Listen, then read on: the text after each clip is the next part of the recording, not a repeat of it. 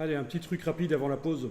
Et puis après la pause, on attaquera quand même un gros morceau qui est la retouche avec la palette historique. Donc pour arriver à modifier les photos dans tous les sens, sans utiliser de couche alpha, de calque, etc. C'est vraiment quand on est super pressé. Mais ça, c'est pour après. Donc maintenant, on va voir la correspondance de la couleur. Vous allez pouvoir télécharger ici différents sweatshirts que je vous ai mis dans le dossier ici, sweatshirts.zip. Bon, donc vous avez téléchargé le fichier qui contient les différents sweatshirts. Donc on va voir comment transformer rapidement, de manière réaliste, la couleur d'un sweatshirt en utilisant la couleur d'un autre.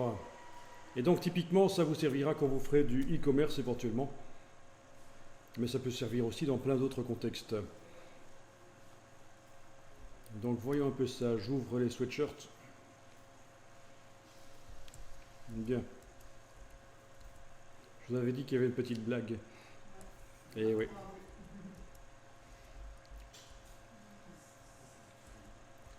Bon. Alors, j'ai jamais vraiment essayé avec ceux-là, mais on va quand même en prendre deux qui ont des couleurs assez bien différentes. Par exemple, celui-ci, c'est des couleurs quand même particulières, hein, on peut le dire.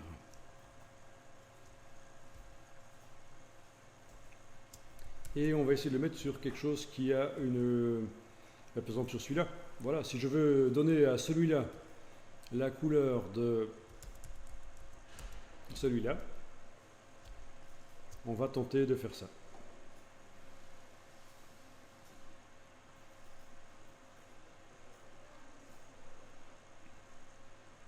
Donc premièrement, il va falloir faire une sélection clean de ceci, ce qui devrait être assez facile parce qu'il est déjà sur un fond blanc. C'est pas comme si c'était une vraie photo avec un personnage dedans, etc. Donc je vais dans le menu sélection, plage de couleurs et je vais cliquer sur le rouge avec la pipette de gauche. Puis avec la pipette plus, je vais ajouter des nuances.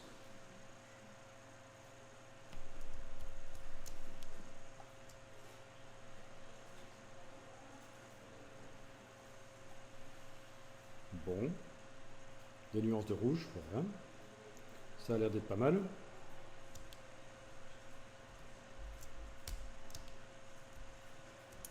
Puis je vais améliorer la sélection en passant rapidement sur un Quick Mask. Je passe en Quick Mask, donc ce qui n'est pas sélectionné apparaît en rouge transparent, ce qui évidemment ne m'arrange pas du tout dans le cas d'un t-shirt rouge, d'un sweatshirt rouge. Donc je vais dans la palette des couches, pendant que le Quick Mask est enclenché dans le bas de la palette des outils. J'ai la couche de Quick Mask ici, je vais double-cliquer sur elle et peut-être demander qu'elle soit en vert plutôt qu'en rouge. Et voilà, c'est déjà plus sérieux pour arriver à retoucher la sélection sur le sweatshirt. Bon. Avec le pinceau, je dessine en blanc dans le Quick Mask pour indiquer que certaines choses doivent être sélectionnées.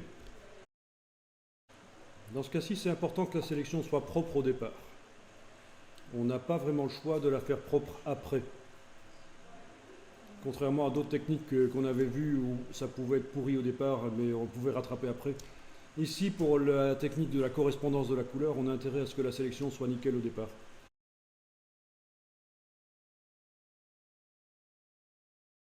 Tu as un problème avec la brosse, c'est donc dans la palette des formes.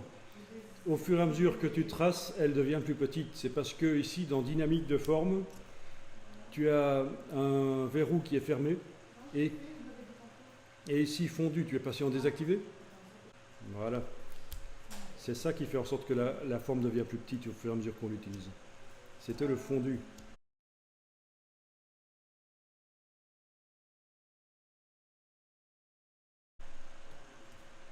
Bon, ben voilà, en gros, le t-shirt et le sweatshirt est sélectionné. Je vais enregistrer ça. Je réactive le travail sur RVB et je vais sélectionner. Donc, touche CTRL du PC, touche commande du Mac, je clique sur la couche alpha et voilà. Enfin, la couche alpha, c'est le Quick Mask en fait. Il aurait suffi que je quitte le Quick Mask, ça aurait peut-être marché aussi. Voilà, donc en tout cas, d'une manière ou d'une autre, on a une sélection sur la partie rouge du t-shirt. Et nous allons indiquer qu'est-ce qu'on veut mettre comme couleur à la place.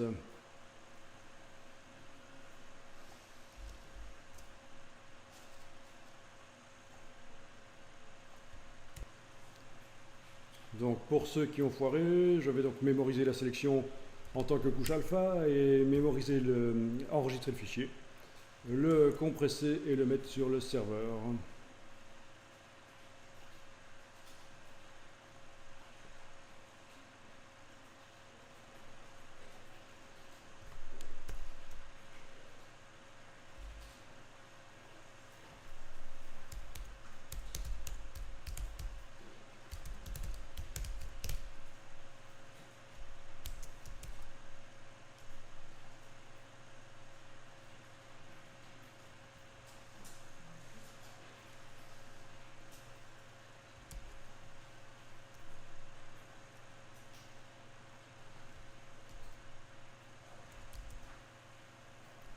Et donc voilà l'adresse à laquelle tu peux télécharger le sweatshirt avec alpha.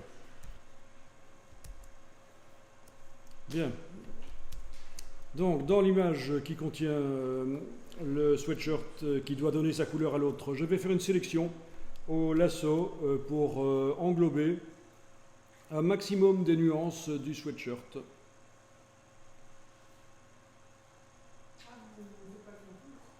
Non, ce qui m'intéresse, c'est les couleurs. Voilà, je pense qu'en faisant ça, j'ai quand même plein de nuances. Et voilà. Amusant. C'est un sweatshirt pour l'extraterrestre de Roswell, vous l'avez reconnu bien sûr. Hein. Et donc, je retourne. Je vais ici dans l'image du sweatshirt rouge et je vais demander, peut-être que je vais dupliquer le calque avant au cas où, voilà, demander menu image, réglage, correspondance de la couleur. Alors il y a un gros piège, c'est qu'en fait c'est correspondance de la couleur et non pas correspondance de couleur. Voilà. Correspondance de la couleur. Alors, voyons un peu ça. Source, il faut que j'indique la source. Source, c'est l'image. L'image qui s'appelle comment? C'est malin, elles ont des numéros assez incroyables. 14 7994. 14. Voilà, c'est celle-là, voilà, oui. Utiliser la sélection de la source. Ben oui, parce que sinon les parties blanches de la photo vont être prises en compte aussi. Et ça n'est pas bon. Et ben voilà, donc là vous voyez que le résultat est pas mal du tout. On a vraiment la couleur de l'autre dans toutes ses subtilités. C'est pour ça que c'est intéressant pour du e-commerce. C'est que c'est pas de l'à peu près. Ça va vraiment chercher toutes les nuances de l'autre côté et les mettre là-dessus.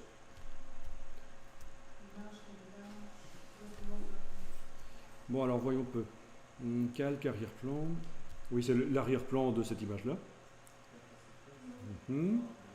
Voilà. Ah oui, on a des réglages de fondu. Si on veut fondre avec l'image originale du t-shirt, voilà, j'ai l'espèce de mix entre les deux, mais ça ne m'intéresse pas ici. L'intensité des couleurs, oui, on peut la changer. Réduire l'intensité des couleurs de manière à faire ressortir le détail. En effet, le détail là sur les poches ressort mieux si l'intensité des couleurs n'est pas trop élevée. Si elle est trop élevée, ça commence à saturer, ça foire. Donc il faut quand même régler avant de cliquer sur OK. La luminance, oui, quand même la luminosité, on peut corriger un peu les choses. Il faut que ce soit un peu plus foncé si ça doit vraiment correspondre à l'autre.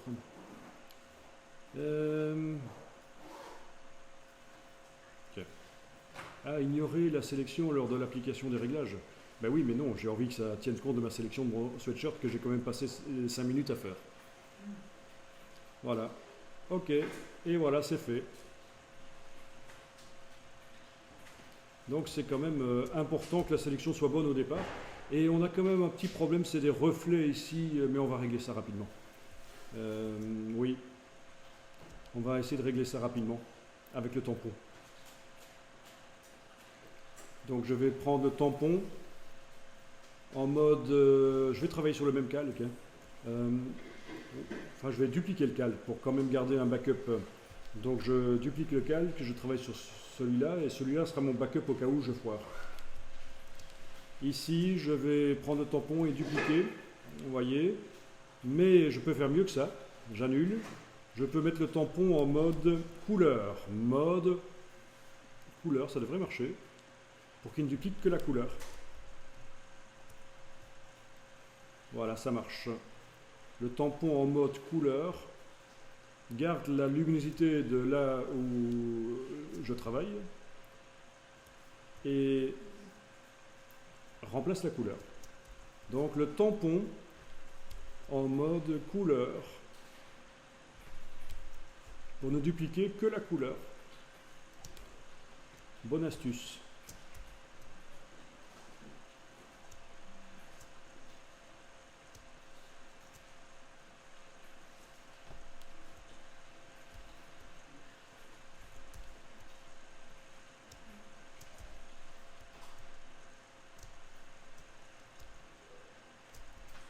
Tu veux dire si on prend avec la pipette, on prend la couleur et on prend le pinceau en mode couleur, ça devrait faire la même chose.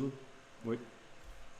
Sauf que là, pour changer la couleur, c'est pas aussi facile qu'avec notre tampon. Il n'y a pas la touche Alt qui va me permettre de pouvoir changer de couleur rapidement. Mais sinon, oui, c'est la même chose en fait. Oui, le pinceau en mode couleur fait la même chose. Il enlève la couleur et la remplace par celle du pinceau.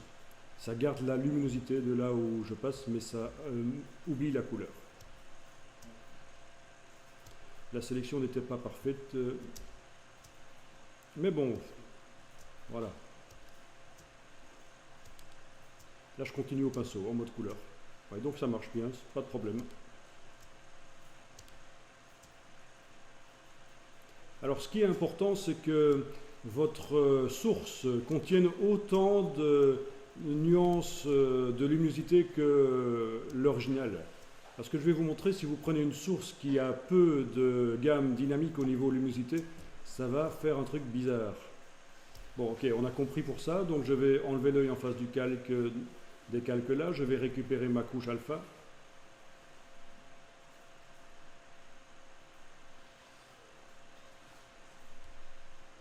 Voilà, je vais travailler sur un duplicata. Donc je vais aller chercher sur le web rapidement une image qui au niveau gamme de luminosité comporte moins.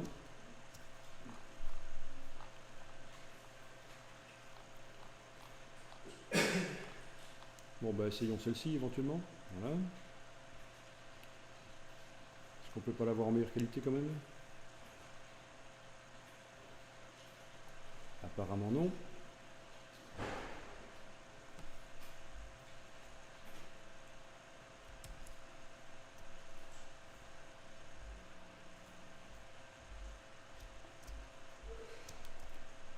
Donc on est d'accord, il n'y a pas vraiment de couleur foncée sur la carrosserie.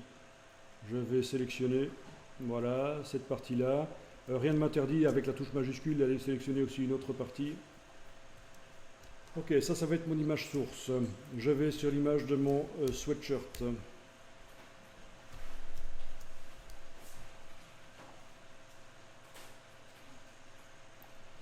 Menu image, réglage, correspondance de la couleur.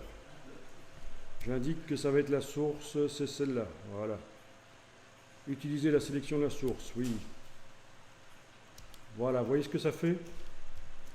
La source ne contient pas assez de luminosité comme ma cible en fait. Hein. Dans ma cible, ici dans mon sweatshirt, j'ai des ombres. J'ai des ombres que je vais remplir. Et dans ma source, je n'en ai pas. Donc j'annule. Allons un peu revoir la source.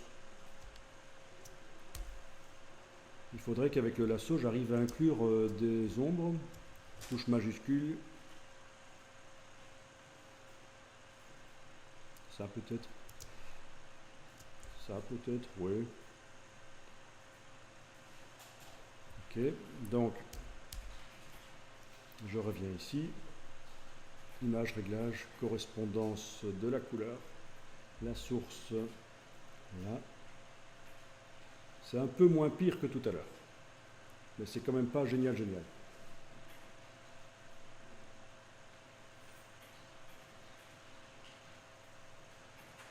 Non, c'est pas génial. Donc voilà, ça foire parfois. Hein. Ça fonctionne quand des objets ont des ombres et des lumières similaires à la cible.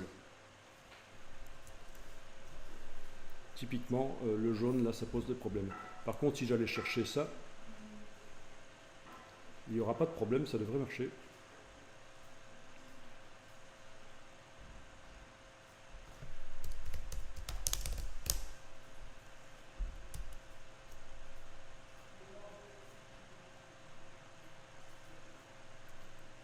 Donc,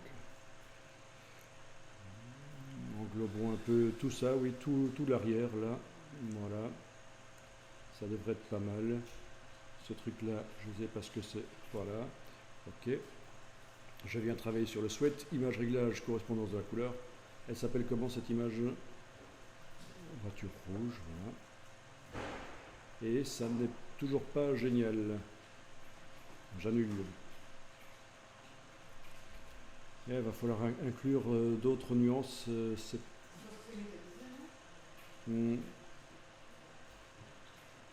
C'est parce qu'il n'y a pas vraiment de nuances foncées, en fait, de rouge foncé ici. Donc je suis dans le même problème, en fait. Ici, ça marcherait. Il y a plein de nuances de rouge dans du plus clair au plus foncé.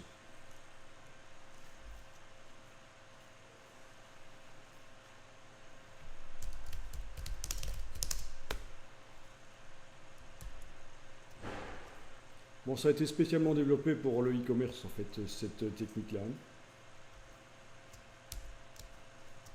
Ok, donc voilà. Est-ce qu'il y a... Oui, il y a du foncé, mais...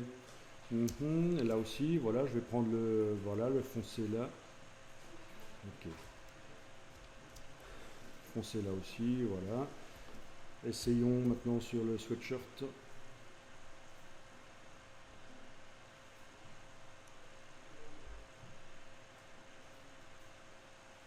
Ok, ça marche un peu mieux. Peut-être moins d'intensité de couleur pour récupérer du détail, mais ça devrait être quand même la couleur de mon autre voiture qui se met sur celle-ci, donc sur le sweatshirt, voilà.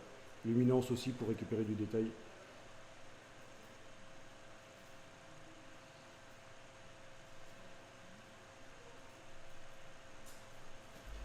Ok.